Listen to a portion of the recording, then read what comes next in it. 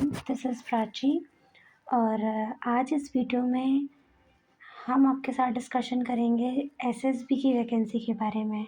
As you know that कि SSB यानी सशस्त्र सेना बल ने वेरियस पोस्ट के लिए अपनी ऑफिशियल वेबसाइट पे नोटिफिकेशन आउट कर दिया है।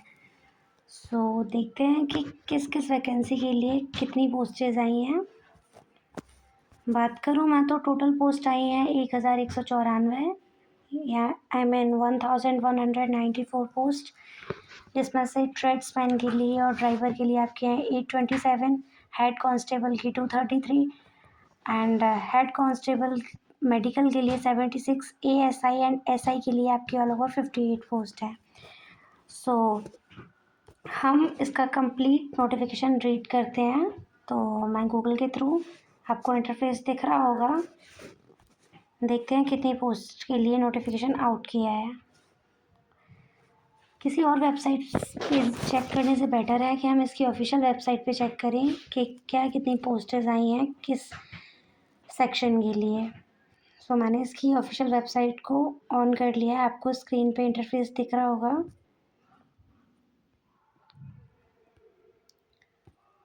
नाउ इस पे हम क्लिक करते हैं तो हमें क्लियरली दिखेगा। तो सबसे पहले मैं बात करती हूँ आपसे एएसआई की पोस्ट के बारे में। ओके,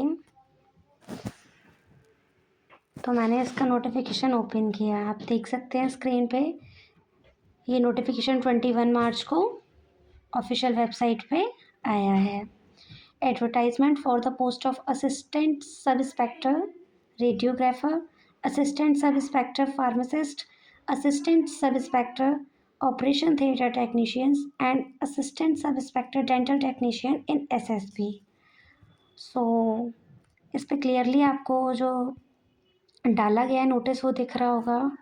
लिखा हुआ है application are hereby invited from eligible and interested candidate for the post of assistant sub inspector radiographer, assistant sub inspector pharmacist, assistant sub-inspector operation theatre technician and assistant sub-inspector dental technician in Sashastra Sehna Bal.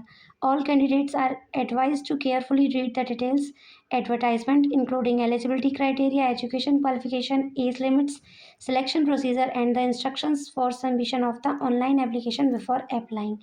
सो हम read करते हैं apply करने से पहले क्या candidates के बारे में एजुकेशन क्राइटेरिया दे रखा है, कितनी एजुकेशन को क्वालिफिकेशन रहेगी, क्या एज लिमिट रहेगी, सब कुछ हम इस नोटिफिकेशन में पढ़ते हैं।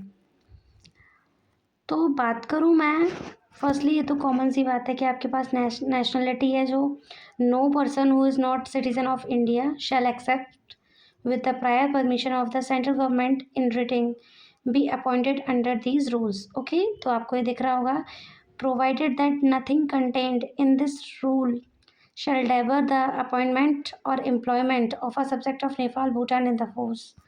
So इसमें क्लियरली लिखा हुआ है कि इंडियन सिटीजन ही इसके लिए अप्लाई कर सकते हैं, अदरवाइज जो अदर कंट्री से सिटीजन है उसने सेंट्रल गवर्नमेंट ने उनको परमिशन दे रखी है वही अप्लाई करेंगे। तो असिस्टेंट सब इंस्पेक्टर रेडियोग्राफर के लिए जो टोटल पोस्ट है वो 3 हैं। असिस्टेंट सब इंस्पेक्टर फार्मासिस्ट के लिए टोटल जो पोस्ट है वो 2 हैं। Assistant sub inspector operation theatre technician के लिए जो पोस्ट है वो 1 है and assistant sub inspector dental technician के लिए जो टोटल पोस्ट है वो 7 है, जिनको कैटेगरी वाइज डिवाइड कर रखा है, जो कि आपको स्क्रीन पे क्लियरली दिख रहा होगा।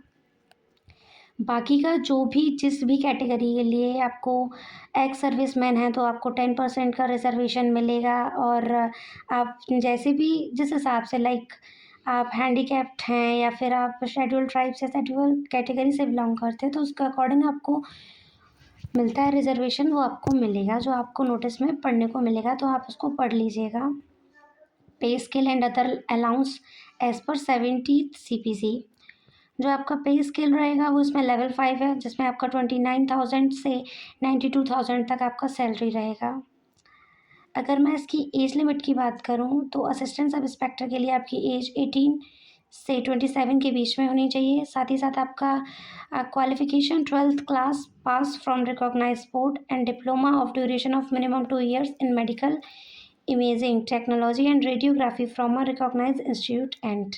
तो इस तरीके से आपको एजुकेशन क्वालिफिकेशन दिख रही होगी असिस्टेंट सब इंस्पेक्टर रेडियोग्राफर के लिए। सिमिलरली अगर मैं बात करूँ असिस्टेंट सब इंस्पेक्टर फार्मासिस्ट के लिए, तो उसमें भी एज क्राइटेरिया तो सेम ही दे रखा है, बट एजुकेशन क्वालिफिकेशन आपके फील्ड के अकॉर्डिंग चेंज है। लाइक आप 12th पास होने चाहिए, प्लस आपके पास फार्मेसी में डिप्लोमा होना चाहिए मिनिमम 2 ईयर का, जो सेंट्रल गवर्नमेंट से रिकॉग्नाइज्ड हो।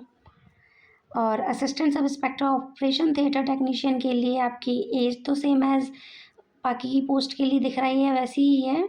आपके साथ जो एजुकेशन क्वालिफिकेशन है वो होना चाहिए आपका 12th क्लास पास होने चाहिए आप, प्लस आपके पास diploma course of duration 2 year in operation theatre technology. तो वो भी आपको क्लियरली आप अपने नोटिस में पढ़ सकते हैं। Assistant sub inspector dental technician के लिए आपके पास जो आपका एजुकेशन है वो रहेगा आपका 12th pass from a recognise board, diploma in dental hygienist of duration 2 year from the institute of recognized by the central government of state government and registered with the dental council of India।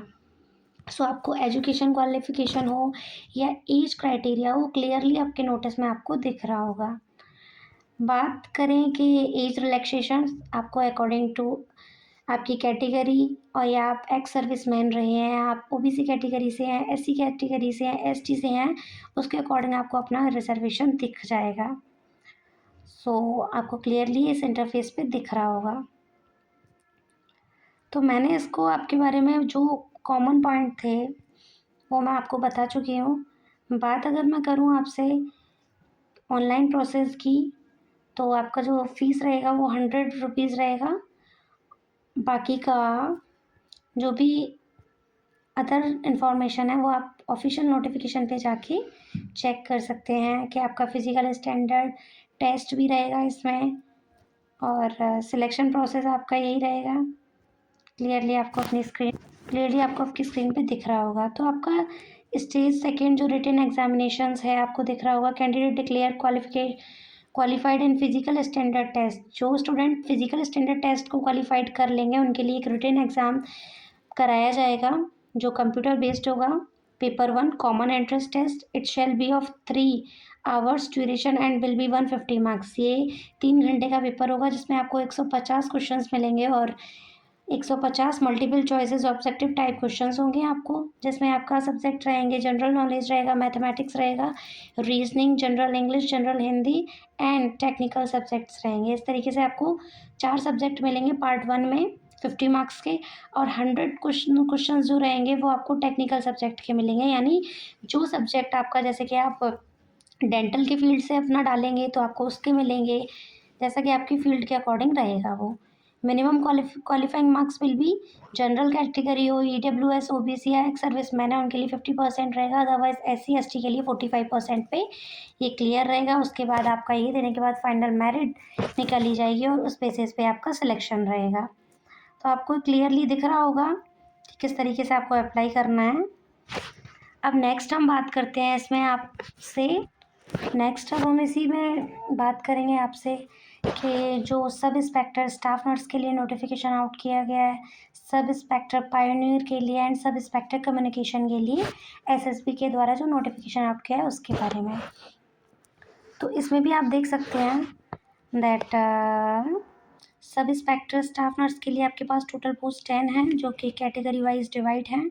Sub inspector pioneer के लिए आपके पास 21 post हैं। Sub inspector communications के लिए आपके पास 20 post हैं। All over आपका ये जो पोस्ट रही हैं वो 51 पोस्ट है।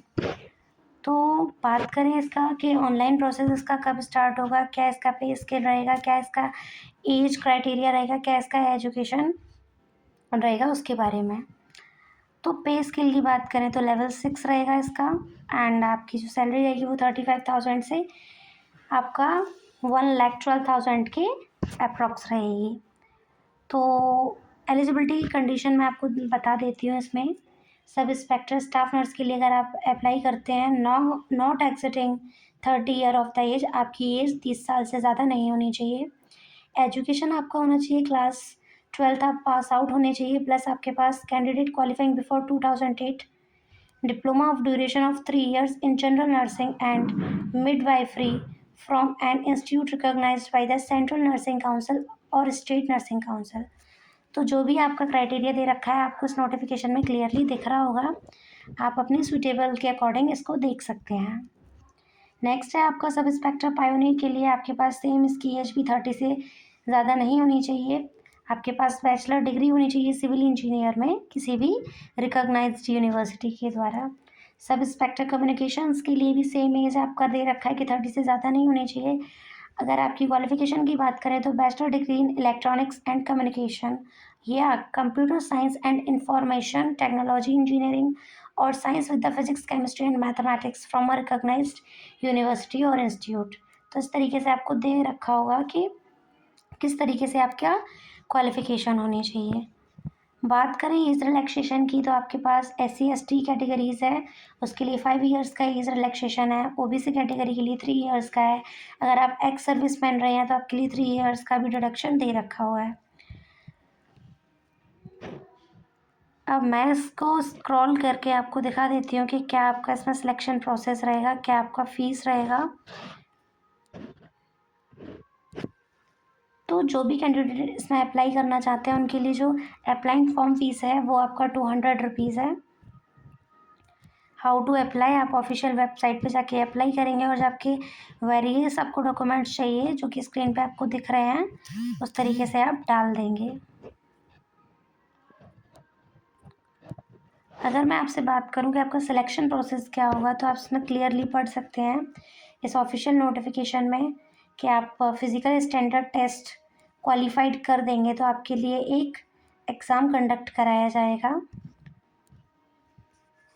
will be conduct for the post of sub inspector staff nursing and no physical sorry मैं आपको बता दूं फिजिकल एफिशिएंसी टेस्ट इन पोस्ट के लिए ज़रूरी नहीं है। For the post of sub inspector communication only, ये आपको दिख रहा होगा जो कम्युनिकेशन सब इंस्पेक्टर की पोस्ट है उसके लिए क्राइटेरिया दे रखा है। अदरवाइज बाकी की जो 2 पोस्ट हैं उनके लिए कोई भी फिजिकल एफिशिएंसी टेस्ट नहीं लगाया जाएगा।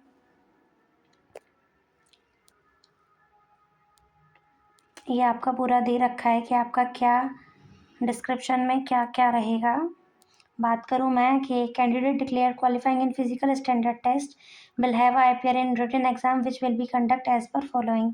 कंप्यूटर बेस्ड टेस्ट होगा जिसमें आपका ऑल ओवर 150 मार्क्स का MCQs दे रखे होंगे, जिसमें आपको जनरल नॉलेज रहेगा 50 मार्क्स में आपका जनरल नॉलेज रहेगा, मैथ्स रहेगा, रीजनिंग रहेगा, जनरल इंग्लिश रहेगा।